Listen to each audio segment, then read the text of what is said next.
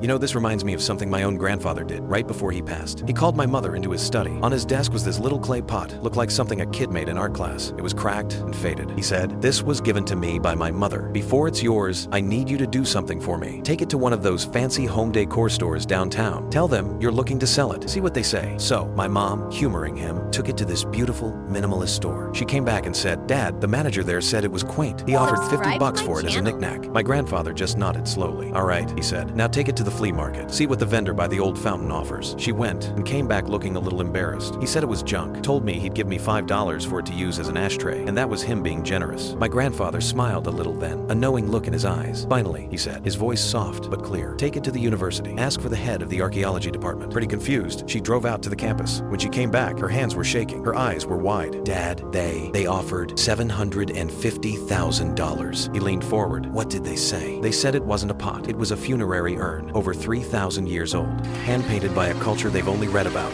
They said it's the most significant find of the decade." My grandfather reached out and held her hand. "I needed you to see this," he said. "Everything has its proper place. The wrong place will only ever see the dust, the cracks, the age. They'll never see the history, the story, the art." He looked her right in the eye. "Remember that. If you ever feel overlooked, undervalued, or dismissed, it doesn't mean you lack worth. It just means you're not in the right room. Your people, the ones who know your true value, they're out there. Don't you ever settle for the first offer." Yeah, she never forgot that.